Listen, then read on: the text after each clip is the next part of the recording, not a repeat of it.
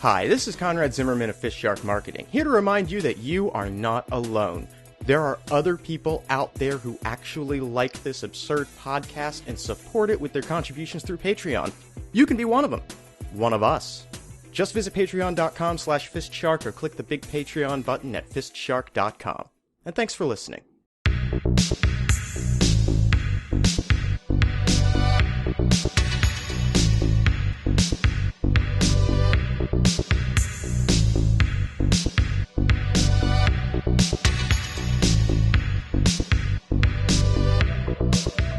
Well, the city of Boston has decided to come back to us to help them again in the war on drugs. Really? Yeah. Because I worked my fingers to the bone for them last time, and my best ideas didn't get implemented. So... But now it's all about treatment and helping people and positivity. Apparently the heroin thing has gotten so bad in the suburbs that now it's important to care about the people who are addicted to drugs and approach it with some positivity, which I know that was entirely what you had planned. That was your whole focus. That was my entire idea. I know. Positivity, treating the problem. How many times last year did I say the words treating the problem only to get ignored because they wanted to just throw 15-year-olds in jail for a bit apart? And I said, let's look at the problem and try and fix it. And I kept getting pushback from fucking government officials who were all, no, let's just arrest people. That ain't how you solve drugs. You solve drugs with an attitude shift, not with jail time. You solve public indecency with jail time, as I well know. But drug addiction, that's a medical condition. It's something that requires treatment. It requires that you take people out of the environment that enables them to be drug users and put them in a context where they can recover. You lost me. I was with you when we were talking about compassion, fixing the problem, changing societal attitudes, but the rest of what you said sounded like it was in a different language. Like, I don't know, Elder Tongue or something like that. Was you speaking Elder Tongue? I don't think so. Okay. You understood that much, right? My idea mostly revolved around cravats and kerchiefs. Right. Yeah, getting people out of, their filthy dregs of clothing and putting them to something a little posh. Yeah. Yeah. Oh, you meant that. Oh. Yeah. Oh, thank God. I thought you were suggesting rehab or something ghastly and depressing like that. That's bleak as hell. No. That was what was so great about your idea, was that it made a positive shift in perception of these people at very little cost and no effort. Exactly. It was the perfect idea, okay? Rather than do this whole publicly unpopular war on drugs, and rather than deal with the depressing, troublesome, worrying side of the ugly side of drug addiction that nobody wants to deal with, as they shouldn't, we simply find every junkie we can find, every drug addict that's out there, dress them up in silken shirts and tight leggings, maybe give them a pompadour or a ruff, some kerchiefs to drape around their face, and you've instantly gone from smackhead to Lord Byron. That's the difference between a junkie and a high-functioning opioid addict whose troubles are poetic rather than disturbing and stabby. It's all about attitude. Exactly. When you look at a person sitting on a bench, twitching, if they're in a t-shirt and ripped jeans, as they're scratching at their head and their forearms, that's not a great impression, right? But if they're lazing about, casually brushing the air with a kerchief, it's totally different. It's a completely different atmosphere, and it makes everybody feel good about where their neighborhood and their community is. Exactly. I mean, this is why I suggested we take all the park benches out of the park and replace them with Georgian-era draping couches. Mm-hmm. Because then anyone who's sat on it looks like they're constructing the next whatever kind of play it is people wrote back in them days. Right? Yeah, no. It was a really innovative solution, not just for the drug-addicted population, but also the homeless. Yeah. Because it was going to elevate all of those homeless people to a higher stature of visibility. Of course. It was a whole project aimed at improving the way Boston looks and feels. Now, some would argue that we were not tackling the problem at its core. There's a problem with that, though. It's the core. Who's going to find a core? You got to dig deep to find a core. The surface is right there. Why do you think so many people try and fix problems at a surface level? Because the surface is right there. Give that crackhead a kerchief. Simple, direct, to the point. Does the problem still exist technically, if you can't see it? I tell you what, I have not seen a drug user in... Well, actually, to be fair, we are both in the room now. So... Well, that is... Okay, fair enough. I've not seen a badly presented drug user in a long, long time. We are wearing suits. That's true. That's true. And again, that makes the difference between fun-loving, recreational drug users who just like to cut loose, at the weekend and at the weekday, with some coke and some heroin and, maybe a little bit of crack. Just a little crack. And some fucking drug addict. Some drug user. And the difference is, I'm wearing a fucking suit, and he's wearing a flannel shirt. But that's right there. Huge distinction. Clearly that person does not have the common sense to put on a goddamn suit and look presentable. Exactly. And so, drug user. Bad. Put a top hat on him. Maybe a leather jerkin. Upstanding, high-class member of society. Exactly. Someone who contributes to society by looking good and making the town look good as a result. I don't understand. I mean, you would have expected the city of Boston to have come around to this point of view when we had it the first time, because they've already seen the effectiveness and the drop in violent crime after the other initiative we put in place a few years ago. Absolutely. Taking murder victims and putting them in Gestapo uniforms? Suddenly, a serial killer outbreak becomes vigilante justice, and everybody's happy. But they never listen. They never listen. How many Nazis did we help kill? Oh, God. Dozens and dozens of Nazis. Boston had a real fascist problem, but not no more.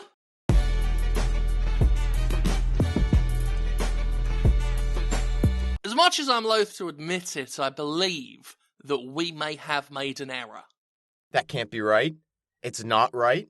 I refuse to acknowledge it. You will not get me to testify about that in court. No mistakes were made. Don't worry. This involves Dean Cain. Oh, then no one will notice. No blowback. The only thing we have to deal with is the annoyance of him complaining. But I guess we could say that there's a quasi-legitimate complaint. I say quasi. I'll meet him halfway, but I'm not going all the way over there. I mean that quite literally as well. I don't like where he lives now. So where'd he move to? A big pile of glass. Just a pile of... Yeah, mostly broken bottles that he's arranged into a sort of shard cave is the only way you can really describe it. It's like sleeping inside a rose bush full of bees. He likes it, though. It's odd. It's not something that I think you'd build a house out of. I mean... Yeah, well, once the blood from the initial lacerations dried out, it made this really nice carpet, so he's quite comfortable in there now. The scar tissue has kind of hardened him up, so he barely feels the actual glass pressing into him when he's asleep. Yeah, I wouldn't blame you for not wanting to go... No. Go see that. Yeah, that's Yeah, well, I mean, he's complaining constantly about everything. Yeah. And I'm getting sick of it, because it's not like he is a particularly top client of ours anymore. No. I mean, he's hardly doing anything that's going to bring in revenue for us. That's it. He complains about us not making money. And he's not making money.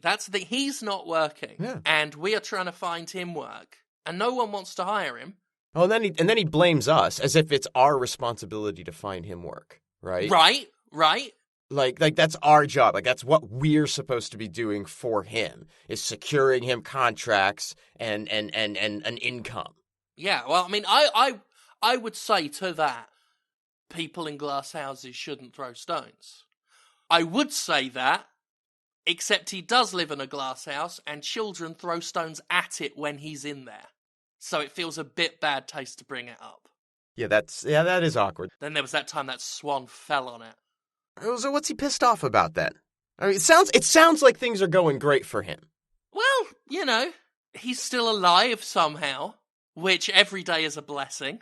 It's far more than anybody expected of him by this point, right? Exactly. I like to say that he's come a long way. I mean, when you look at how many people 2016 took from us, right? Dean Cain still going strong. Well, I say strong, still going. He's still there. Going also implies some sort of momentum. Still going is probably too far, yeah, just still. Huddled. Yeah. Yeah, he's still. Actually, no, that's not true. Sometimes I wish he was. No? Sometimes you look at him asleep at night and think it'd be so easy. But that's besides the point. Do you remember when he brought out a cologne? Oh, yeah. Garbage Juice by Dean Cain. Yeah. Garbage Juice by Dean Cain. Yeah, that did not smell great. No. It smelled bad. I would go that far. I mean, it's not the first time that we've had to sell something unpalatable to the public. No. We got Val Kilmer plenty of work over the years.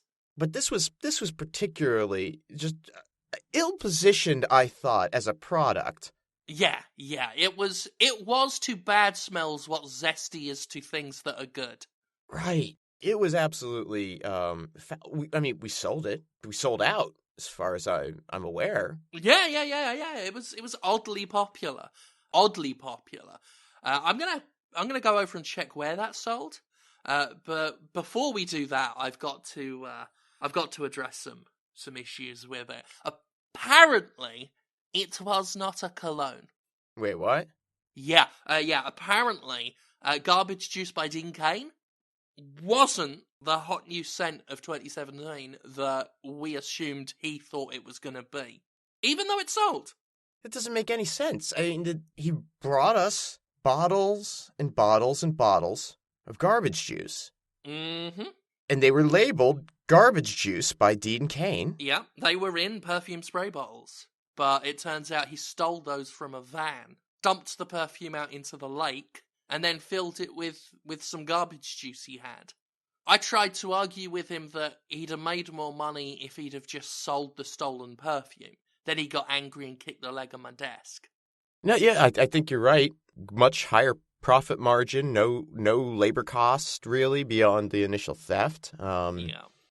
But he said he didn't want to be part of Big Smell. He doesn't like perfumes, colognes, scents of any description. And he is offended that we marketed Garbage Juice as that. He said that wasn't the intent of the product. I feel that you've misled consumers and you've misrepresented my brand. That made me laugh. He kicked my desk leg extra hard for that one. And overall, he just is not happy. He's actually refused the money, which wouldn't be a problem, except he wants to sue us for the exact amount of money we made selling the product. But he won't take that money because it's blood money, so he's suing us for the same amount of money in other coins. So he's basically cleaning his blood money. Yeah. Through us. Pretty much. We literal money launderers, that's what we are. He wants it in old money as well, and he's not specified what currency that is. I hope he doesn't mean old money as in AULD money, because if anyone outside of this building knows about that, the senior partners are going to be furious. I mean, if it wasn't intended to be used as a perfume, I can't conceive of anything else that it was intended to be used for, because, I mean, it just smells. It just smells. Yeah. Let me ask you a question. What would you use garbage juice for? Don't think of it in terms of the product of Dean Cain's garbage juice. If you had some liquid that came out of an old trash bag that was full of trash, what would you do with said liquid? Run it down a drain, maybe? Right? That's my first thought. That's what it is. He collects it, though. Yeah. He bottled garbage juice, as in actual juice from dumpsters and trash cans and trash bags. Put them in perfume bottles, gave them to us, said, here you go, sell that. When I spoke to him about, what it is you do with it, he said, well, you certainly don't sell it as a fucking perfume. There is no use for garbage juice smell. That was the only elaboration he gave me. I feel like I feel like he had an expectation that we could read his mind. Like, that we were supposed to somehow psychically divine that these weren't supposed to be used for perfume. He could have said that when he delivered them. No, wait until we've made a tidy profit, I might add, selling his worthless garbage juice. No gratitude, no thanks, no sense of appreciation, just a lawsuit. Yeah. I have to wonder sometimes if Dean's just fucking with us. You think like this is all part of some elaborate prank on his part? No, he's an idiot. He is a complete idiot. Oh, hold on. Here we go. So I put in that report to find out exactly where we were selling this stuff. Oh, well, good news. I think Dean might actually be happy with this. It wasn't used. It was sold as a scent, but it's not being used as a scent. Oh, what's it being used for? Apparently it's sold out in every store it was available in Flint, Michigan. They're drinking it. Apparently it's much safer. Oh, God, gotta do something about the temperature in here, man. It is really warm. Really? I haven't noticed. It seems pretty chilly in here to me. If we're just asking me. I don't know how you could say that. I mean, it's gotta be like 101 degrees in the conference room. Oh, right. Yeah, I don't go in the conference room. Not anymore. Oh. Yeah, that's why I'm in the doorway right now. I don't want to walk in there with you. Yeah, no, because it's really warm in here. Yeah. Is it not that warm in the hallway? It's about 98 out here. See, it still seems very warm for an office, right? I mean, isn't that... Is that not normal temperature then? I think most offices run at about like 70, 75 maybe. I mean, it's a comfortable temperature. I don't know. I feel like this is the same temperature it's always been. I know. We had that memo that went around like 5-6 years ago about how they were going to crank the temperature down to 60 because they realized that cold kept everyone awake and alert. Yeah. As far as I know, that's still policy. And then maybe the number got turned round. So it was supposed to say 68, but like it fell off its hinge or something, or blew in a wind and swung round, and then it said 9. I don't know how thermostats work. Are they numbers nailed in two places to a wall, so if a nail falls on one, it could swing round? I don't think so. I don't think that's how they work. No. I might be thinking of doors in old sitcoms. Right. Signs on doors. Yeah. Yeah, see you, Doris. All right, come with me, right? We're going to go down the hall. We're going to go into my office, right? I've got something to show. I didn't want to say it with the others around. Okay, all right. But you step into my office, and I think you'll be quite pleasantly surprised. Oh, whoa, it's bright in here. It's pretty bright, huh? What is that hum? What is that noise? Yeah, that you have to... Close the door. It gets bright. In my office. I normally have to... I've started wearing a full bodysuit to get in there. But you can't argue with results. What are the results? You look tan. I feel tan. But that's not why I'm doing it. What I am doing is... I'd consider it a philanthropic gesture in the search for a renewable energy source, which I have completed. Thank you very much. You built a... Wait, okay. You built a renewable energy source, and we're not selling it. I've not built one.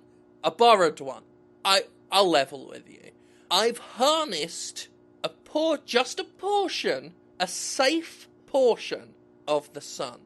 I funneled it down into the office, and I'm saving this company so much money with the amount of clean nuclear energy that we are funneling. And it's proper nuclear energy, and you know it's clean because it doesn't come from a factory. It's not from a power plant. This is nature's nuclear energy, straight from the source, Mother Sun, direct to Gaia. So you're keeping a portion of the sun in your office? I'm funneling. I am funneling energy from the sun down to the planet Earth. It's like solar energy, only in a much more localized, searingly intense scale. Yeah, that much is clear.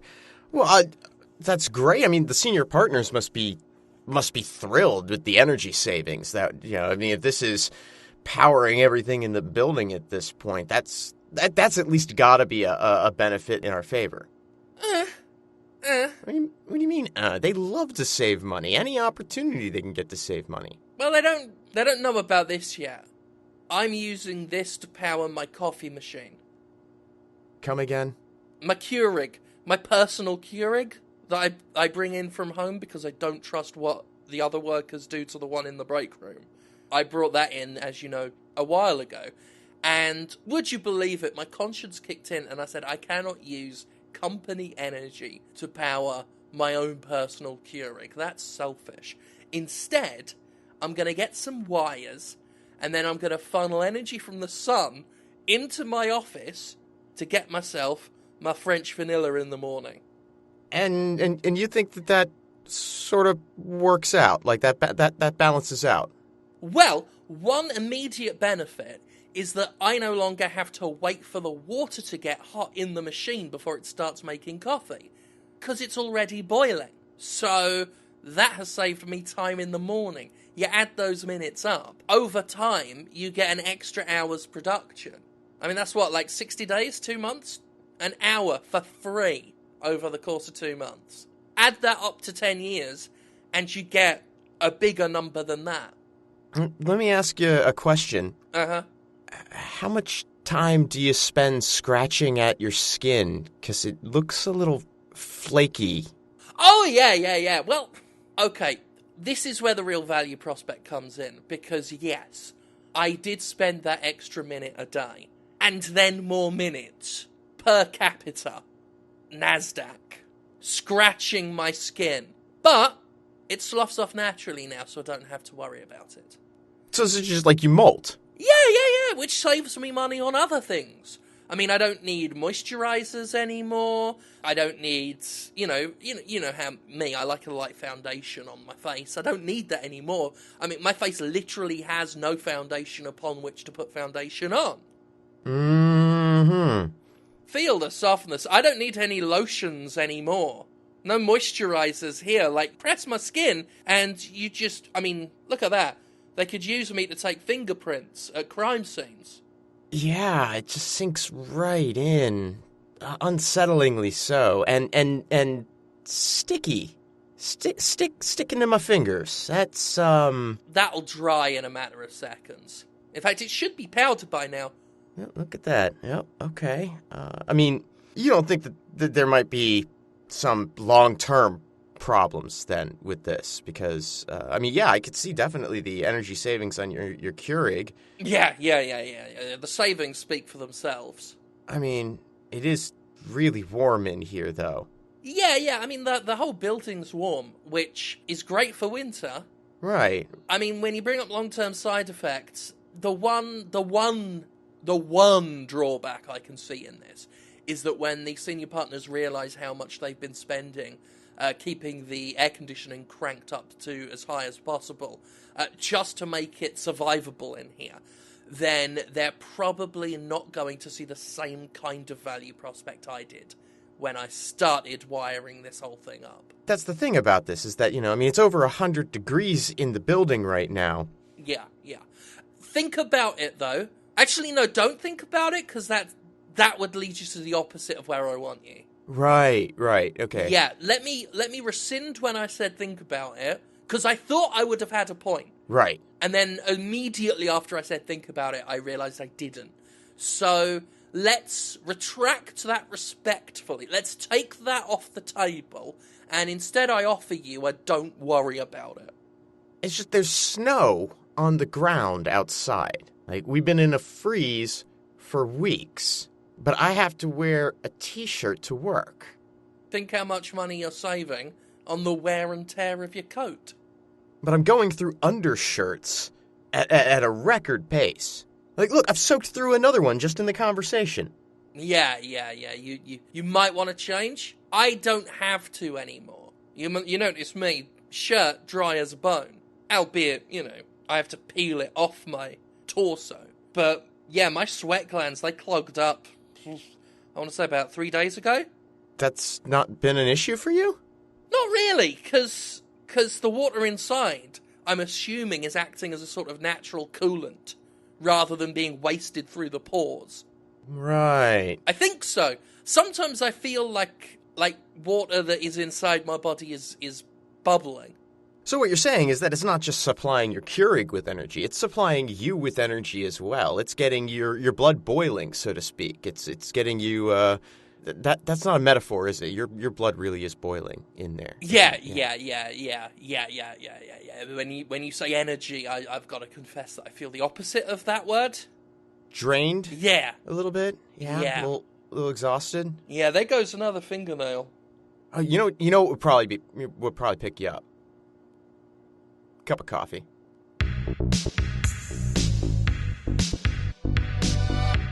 FistShark Marketing is Jim Sterling and Conrad Zimmerman. Theme music by Ben Rama. Additional music by Alazar Chand. Our editor is Austin Yorsky. Get more episodes and learn how to support the show at FistShark.com. Follow us on Twitter at FistShark for more of our exploits. Complaints can be forwarded via email to fistsharkmarketing@aol.com. And remember, rarity does not determine value. Goodbye.